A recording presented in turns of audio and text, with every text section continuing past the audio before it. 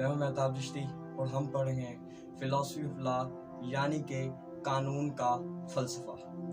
हमने पिछले लेक्चर में पढ़ा कि what is the history of law, कानून की तारीख क्या है, और आज हम पढ़ने जा रहे हैं क्लासिफिकेशन ऑफ लॉ यानी कि लॉ को क्लासीफाई कैसे किया गया है या इसको डिवाइड कैसे किया गया है। तो लॉ को दो तरह से डिवाइड किया गया है, एक है इंटरनेशनल लॉ और एक है नेशनल लॉ, स्टेट लॉ या इंटरनल लॉ। जैसे हमने लॉ को किया दो चीज़ों में डिवाइड, इंटरनेशनल लॉ और नेशनल लॉ या स्टेट लॉ। इसी तरह इंटरनेशनल लॉ को हम दो तरह से डिवाइड करते हैं, एक होता है पब्लिक इंटरनेशनल लॉ, एक होता है प्राइवेट इंटरनेशनल लॉ।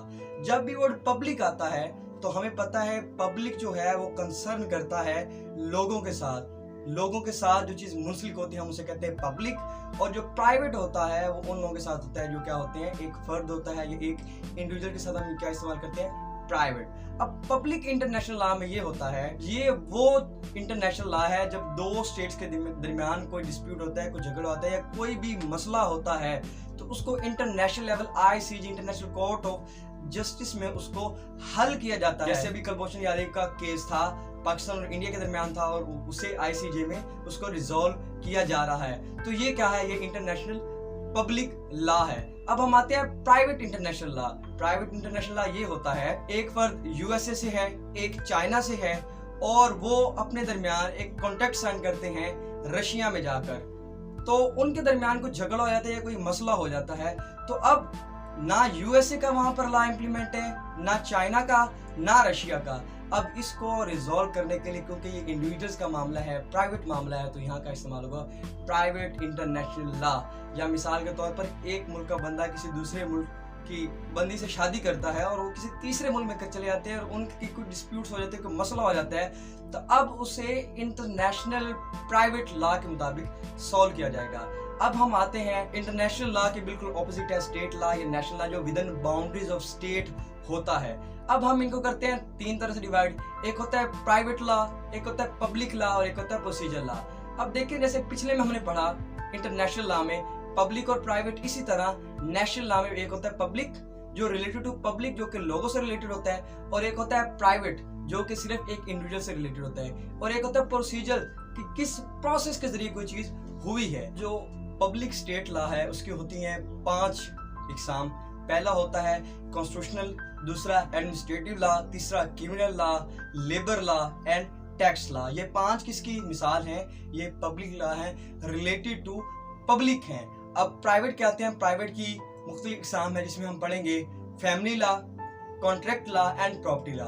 और फिर आ गया प्रोसीजर लॉ। प्रोसीजर लॉ में हम पढ़ते हैं सिविल लॉ के जो आम सिविल मामला थे उनका किस तरह प्रोसीड किया हमने, और जो क्रिमिनल लॉ थे उसमें हमने जो क्रिमिनल केसेस थे उनको हमने किस तरह से प्रोसीड किया। अब सबसे पहले आते हैं हम पब्लिक स्टेट लॉ। सबसे पहले कॉन्स्टिट्यूशन लॉ जो कि हमारे कॉन्स्टिट्यूशन से रिलेटेड होता है कि हमारा वजीर आज़म क्या काम है, हमारे मिनिस्टर्स का क्या काम है और कोई भी इदारा है उसका क्या काम है। अब अगर कोई इदारा या कोई बंदा कोई काम ठीक नहीं कर रहा तो आप उसके खिलाफ रिट करते हैं, तो वो रिट अगेंस्ट होगी स्टेट के you are individual is against the state, individual versus state या इंडिविजुअल वर्सेस सरकार या हुकूमत। तो अब दूसरा आता है एडमिनिस्ट्रेटिव लॉ में हमारी पूरी ब्यूरोक्रेसी आती है। तो अगर ब्यूरोक्रेसी ACDC या इस तरह का कोई भी बंदा काम सही अंजाम नहीं दे रहा तो हम उसके अगेंस्ट रिट करते हैं, तो वो क्या होगा, वर्सेस स्टेट होगा। अब जो है क्रिमिनल लॉ, क्रिमिनल लॉ में ये होता है कि अगर आपका ही कोई बंदा कत्ल हुआ है, लेकिन जब वहाँ प्रोसीडिंग होती है तो वहाँ लिखा जाता है फलां बनाम सरकार कि ये मामला है हुकूमत और उस बंदे के दरमियान, क्योंकि पब्लिक प्रोसिक्यूटर जो होते हैं, जो हुकूमत के हायर करदा वकील होते हैं, वो जाके केसेस लड़ते हैं और ये हुकूमत वर्सेस जिस बंदे ने ये गुनाह किया है उसके होते हैं। उसके बाद आते हैं टैक्सेशन लॉ। टैक्सेशन टैक्स या टैक्स लॉ में मुख्तलिफ देखें, टैक्स जो है वो पब्लिक किस तरह से है कि मैं भी टैक्स देता हूँ और आप सब भी देते हैं, हम बैलेंस पे टैक्स देते हैं, हम एक एक चीज पे टैक्स देते हैं। तो ये क्या है, टैक्स लॉ, क्योंकि ये सब लोग देते हैं, एक बंदा नहीं देता। तो टैक्स लॉ जो है मोर देन 70 है पाकिस्तान में, और इनको रेगुलेट करने के लिए जो होती है वो टैक्स लॉ में सेल टैक्स आता है, इनकम टैक्स आ जाता है। तो ये सारे टैक्सेस जो हैं ये टैक्स लॉ में आता है। फिर आता है लेबर लॉ।